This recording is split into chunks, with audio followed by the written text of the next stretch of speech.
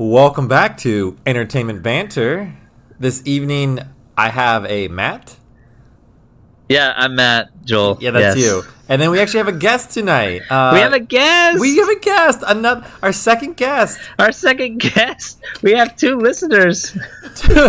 And it's Courtney. Hi. Yes, Courtney. I am a guy. Yeah, Courtney's a guy. My name is Courtney, and I am a guy. You're welcome. He's here. For the third person who's listening. And Matt, what are we talking about? Well, remember a while back, I think one of our podcasts we talked about it. Nobody remembers, Matt. No one cares. Well, we tried to talk about Black Panther because it was a big phenomenon going on at the time, and we had originally talked about it twice. First time it was with leading up to the movie, right. And what was going on, and then we talked about it again when it was nominated for a Best Picture award, which we thought was kind of mind blowing because we were talking about how Hollywood has gotten like hoity-toity and they can only do artsy-fartsy films for Academy Award Best Pictures. Yeah, I was always impressed that they actually chose a movie that people probably liked. Everyone in America saw. Actually, representation. It's all about representation. For me, personally, it's all about just like. First of all, let's just say you have a black guy talking about Black Panther. So hi. Yes. So I guess a Jewish black, guy, a black guy, a gay black guy, and a white. Oh, you should throw him under the bus like that. All the walk things. into a bar. Walk into a bar. All the minorities. Where's that Hispanic at? There's a little bit of Puerto Rican in me. We need that Asian lesbian too. We got to get that Asian lesbian. We got to find them. We could do that because 2019 they can be them. They there at this point. That's it. No, I don't. All right. Anyway, so moving on.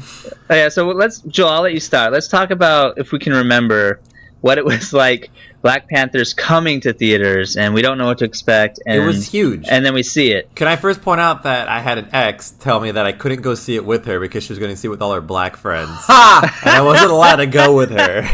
And I'm like, no, I get that. I mean, I'm going to go see it, but I get that. See, I disagree with that. Can I be the token white guy? And she's like, no. I so disagree with that. Hey, Joel, can you give the black guy a mic, please? It's kind of rude that we can't hear him. What do you mean you can't hear him? Lead him in a little bit more. Yeah, we'll make sure we get him on the mic. He has the mic. I have the whole mic. Oh, maybe I should talk into the. There you go. That works better. There you go. Okay, easy, ma'am. So I believe, for me personally, if anybody, point blank period, if anybody ever wants to be involved in the culture and wants to learn more, and it's of a genuine aspect, like, hey, I need to go see this movie just because of the fact that, like, I want to learn. Like, even though this was a mythological, like, African made-up place, and, like, Wakanda does not exist. I'm sorry, black people, and I love you.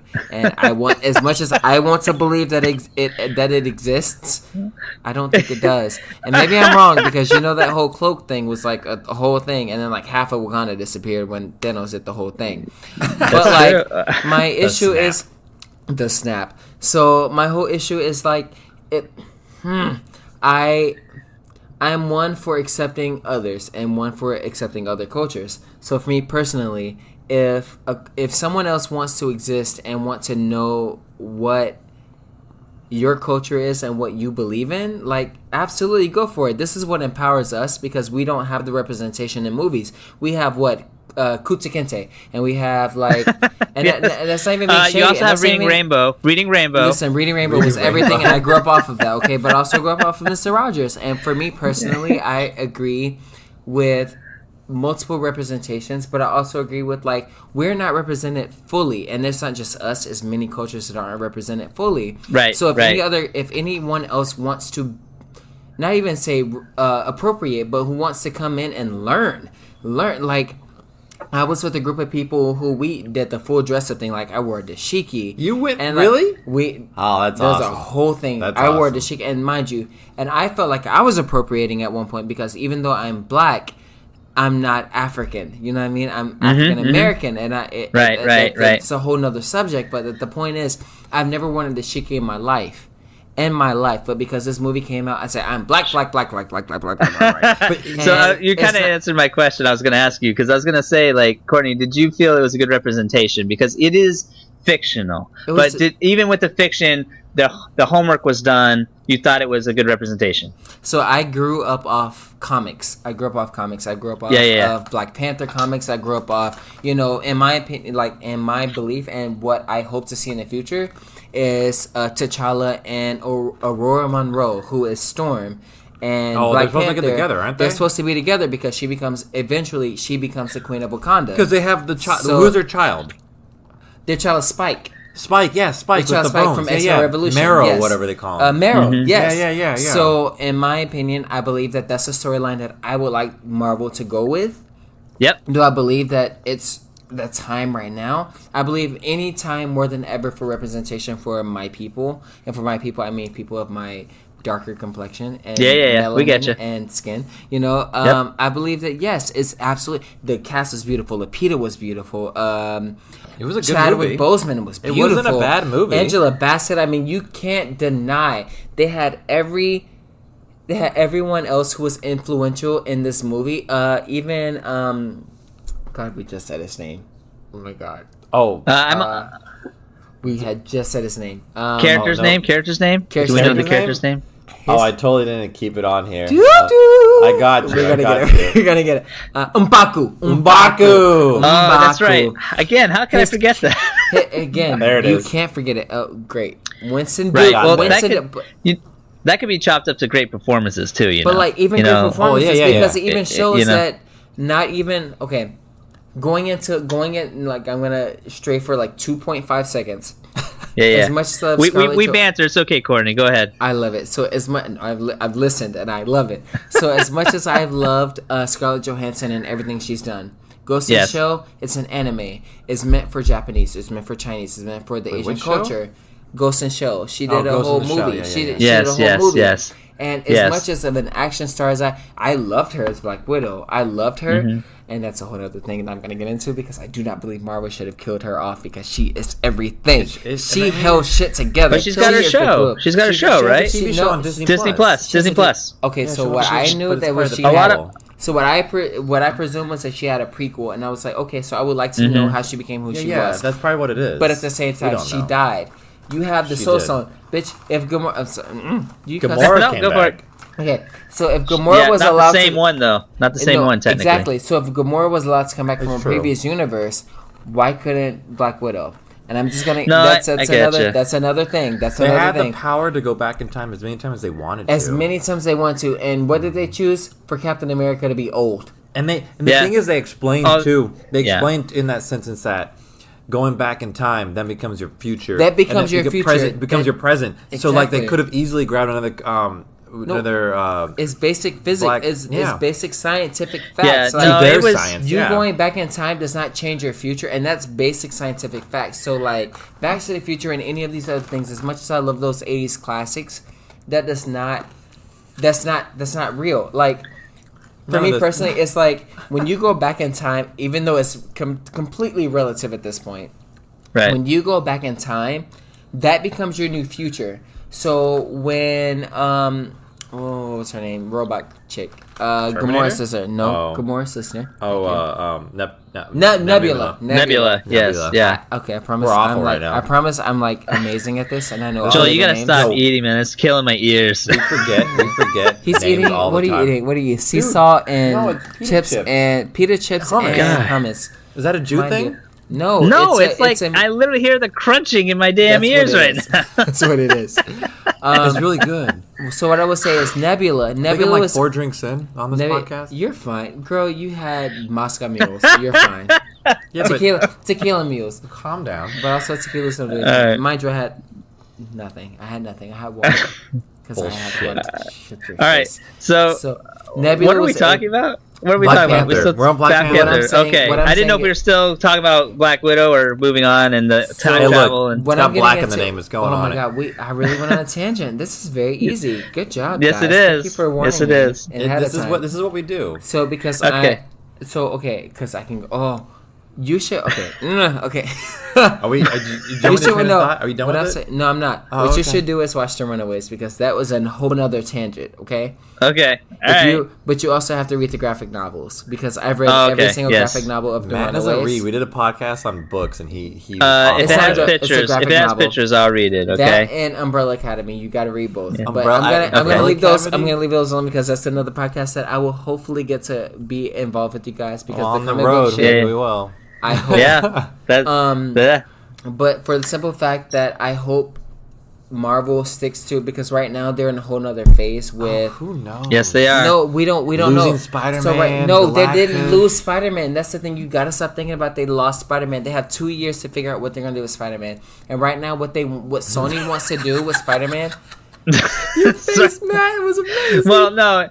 All right, Courtney. I'm a cynic. I I'm that angry white guy that's like hardcore Republican type. Like all they care about is the money. They're it's gonna all do about whatever money. they can. So that which is why Disney Plus is what they care about. Whatever they're gonna do is gonna support Disney Plus. Absolutely, but Kevin Feige, even beyond that, because the Avengers movies right now aren't with Disney Plus right now. Like they will be absolutely because it's part of a Disney franchise.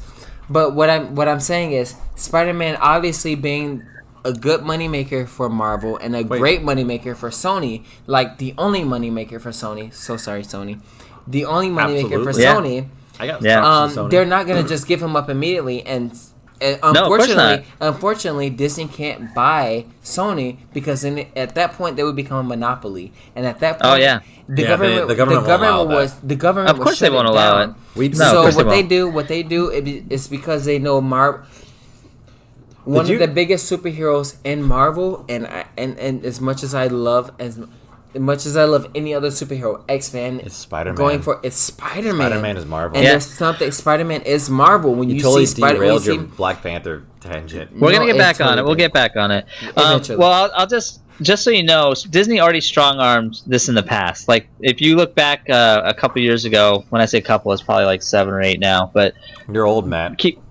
I know, but just keep in 3 mind. generations here. Keep in mind bitch. Remember when Fox owned X-Men and the Fantastic Four? Yeah. They pulled all the toy buying and stuff away. They started getting rid of the comics. Yes, they did. They started getting rid of the comics. No, because, but I didn't mind because Fox wasn't playing ball with Disney. So Disney's going to do the same thing with Spider-Man. You mentioned also, but he mentioned before in one of, maybe an older podcast, I don't know if people can remember. I don't know. But Matt mentioned that Disney started pulling X-Men mutants because they started killing them off because they didn't want X-Men Fox using them. But now since Fox is owned by Disney now, Disney started bringing those mutants back. Disney the thing is, Disney didn't own Fox until recently. So like when they killed, so for Fox, they were willing to give a beginning and a conclusion to every story because they didn't know where they would go. They didn't know where they would go. They didn't have the right producers. They didn't have the right storytellers. Of course. So you killed Jean Grey off, who was Dark Phoenix, which you could have gone. Did that twice. They did it twice. You could have gone. Twice. Mind you, the Phoenix is everlasting because the Phoenix rises from the ashes. Well, it rises. The Phoenix literally cannot die. It's unbelievable. But for the simple fact as you were willing to kill the Phoenix off many times, many times with Fox, you couldn't go anywhere else with Jean Grey and Wolverine's story. So what did they do? They said, okay, well, we can't go anywhere else with this, so we're going to do a first class moment to erase. No, we're going to do Days of Futures Past and a first class moment to erase every mistake that we've made in this universe. And then what they did was go, oh, we still can't fix our fuck up. So what we would do is do a Dark Phoenix moment. We would do an all new cast with chick from Game of Thrones. Game of Thrones. No. Yeah. What? No. Hunger Games. Yes, I know who you're talking about. Plays Mystique. Mystique. She played Mystique. Yeah. Yes, thank you. Oh, you're amazing. Yeah. She played. Don't give him that credit. Jennifer. Oh my God. Oh, now I lost it. Lawrence. Jennifer Lawrence. Oh, okay, thank you. I know when we get there. Jennifer Lawrence. You said, okay, Jennifer Lawrence. Oh my God, why not make her Mystique and we can do a whole thing from there. And then you decide to put out a Deadpool movie, and then you start to do all these other like spin-offs that I was like, you haven't fully solidified a story. The only people who have fully solidified a story as far as, because the Marvel Universe, as we know, is so vast. It's so vast, and there's so many storylines. There's so many alternative universes. There's a universe where Rogue, and now with Marvel introducing Rogue to the universe, she could possibly be the downfall of Captain Marvel. Because as we know, I don't like Brie Larson. I paused for a reason, because Brie Larson's kind of everything. I don't like Brie Larson. She was. All right, look. I thought she was gonna be like a '90s mom, and she kind of slayed it for me, especially with this haircut. You think so? She kind of slayed it for me. Let's get back to Black Panther, because we got we were talking 10 minutes about Black left Panther? in this. Oh, in this podcast. We got a whole unless we do a two-part. Can I mention something? I'm gonna mention something. Yes, go ahead. So I dated another black girl. He dates black girls. Jewish people date black girls. Anyways, I asked her while we were dating, because Black Panther was popular in the news and all that, and I said, "Hey, you excited that Black Panther's nominated for an Oscar?" Did you ask her that? I did. I asked her, and that's why she's your ex. Fuck. No, we didn't really get to that point. We just did 3 dates. I love you. She's still talking to me. That was kind of weird. Anyways, that's for different reasons. I didn't like the fact that she didn't drive and I couldn't drive. Anyway, we don't want to get into that. Oh my God, Joel! Talk about it. But she lived in L.A. and I lived in Anaheim. People in the pod don't. I don't live in Anaheim. I didn't say that. You idiot! Just keep going. You're done. Anyways, I asked her, like, "What do you think about Black Panther? And you think it's exciting?" And she's like, "No, I don't really care." And I'm like, "Oh, you don't really care?" And she goes, "No, because what the black community doesn't understand is that we're all kings and queens, and you should just understand that." Stop. That's what she said. I deal with my job deals with people. That's what she said. My job deals with literally people who go, "We're all kings and queens." No, we don't treat ourselves that way, nor do we treat each other that way. That's what she said, though. She was from Zimbabwe. Is that in Africa? Zimbabwe. Oh my gosh. Yeah. Okay. Yes. Yikes. I'm 4 Moscow Mules in. I'm gonna say that now. He's more drinks in, but whatever. We're doing a different pod tonight. More drinks. I could say Zimbabwe. There you go. Yeah. There you go. I'm not sure. Can you say Madagascar? I can say Madagascar. All right. So, Joel, I was just gonna talk about. We gotta talk about Black Panther, because I wanted to talk about a lot of stuff. No, you're talking about your girlfriend saying you can't go to see a movie. I don't know what the hell that's all about. No, I saw the movies. Go say what you want to say, Matt. All right. Well, first of all, I'm one of those people, like, when there's too much hype around a movie, I can't go see it. I can't go see it. So right? You saw it. I did see it, but I waited like a good month or so until the hype calmed down. You know what I mean? And so when I went to go see it, I thought it was great.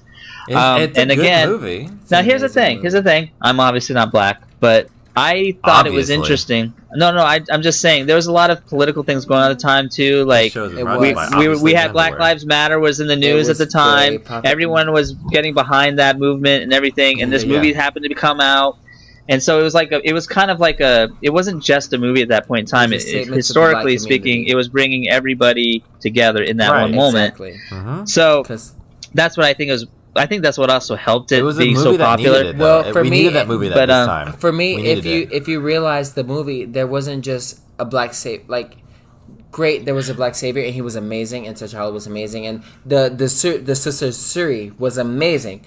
But there were also Caucasian characters who were able to step up to the plate. There's 2 in the fucking movie. But even if there were -1, like there was other cultures represented. Wasn't it crazy when we found out? We recently watched all the Avenger movies in one day, except Endgame, because that's 3 hours long. Yeah, right. Was it the second one, or was it the? It was the second one. We found out that he was in. The guy that they got the vibranium from.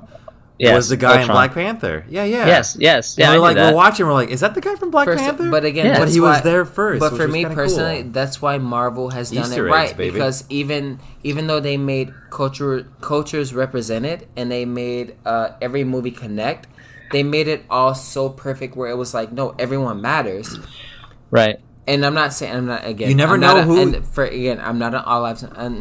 All Lives Matter was specifically Black Lives Matter doesn't mean just specifically train on Black lives. Exactly. It just means that sometimes you need to pay attention to Black culture, because at the same time they're at risk, and that well, that's why I wanted to talk about it. No, that's why that's a good segue, because what I found interesting in the movie. Now, I'm not black, but you said that already. thought. I know. Well, I never got to say what I wanted to say, Joel. I'm saying it now. Say your shit. I'm saying it. I thought, personally, that it had a great representation of all types of black community in the movie. Absolutely. And you two sides of the coin. For example, Black Panther, and then the lead protagonist, right? Yeah. One was willing to step. They both would not give up their values. They you know both what I'm saying? And the funny thing is, they both had legit reasons for fighting. But my point is, everything was represented, and in a time when race and culture was so in the air, it was so but like it was heated at times, right? Between other cultures. It was never offensive. It was never in your face. It was just done very tastefully. Does that make sense? And I thought one of the nicest things about the movie, and then I'll shut up about the actual movie because I wanted to talk a little bit about the Academy aspect. Is I liked how where the biggest injustice what was his father killed his brother. His father killed his brother because his brother betrayed his country. Instead of tearing down the building, they reformed it, and I thought that was like a really cool, touching moment. That. Well, no, it was the moment. It was the moment where for me personally, it was the moment where T'Challa finally beat his cousin, I guess. Yes. At the end when he's dying, Killmonger. Yeah. Was that the protagonist? Yes. T'Challa. Who was the guy with all the dots on his that body? was Killmonger. Okay. Killmonger. But you sort of felt a soft spot for him because he was robbed of it. He was robbed. He wasn't wrong though. That's the thing. No, he wasn't wrong. I don't remember him. He was wrong. robbed. He was robbed of his culture. He was robbed of his home. He was robbed of everything that was important to him, that he would have found important to him, and he was not given a choice to figure out what was important to him. So when T'Challa took him to the edge of the mountain and said, "Listen, this is what a sunset over Wakanda looks like." Mm-hmm. Yeah. I thought that was the most powerful scene in the movie because even though he had but if you watch his attitude towards it, though, he was still bitter, and that's what I loved about the writing was he stayed true to his character to the end. And I just thought. End. Yeah, and that's what I'm saying. Like it that could have been a preachy moment. It could have been that Black Lives Matter moment. And that's totally different, fool. No.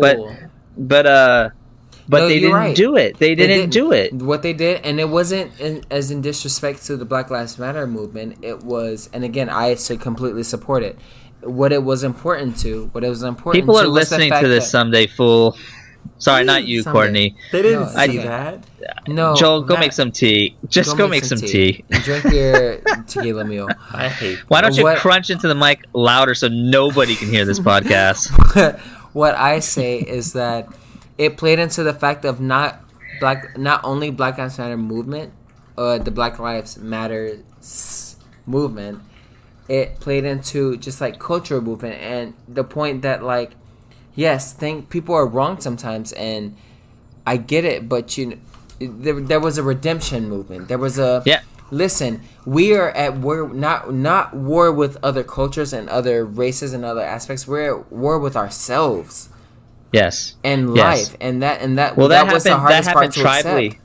Right, but that's what I'm saying. There's so many parallels because that happened within the tribes in Wakanda, and it also happened as Wakanda trying to make themselves known to the world. I really like that part and that was where the they point. Opened themselves up, and T'Challa actually said, like, we need to open up to the world. And that's what I love because his father, you saw in Civil War, his father was like, no, our duty is to our country. Right. Our duty is to keep our secret protected because we are the most technologically advanced. Like we are the most strategically advanced. We are the most advanced culture. We don't need to show anyone because you know what, and I think for me personally, that's where our culture has gone.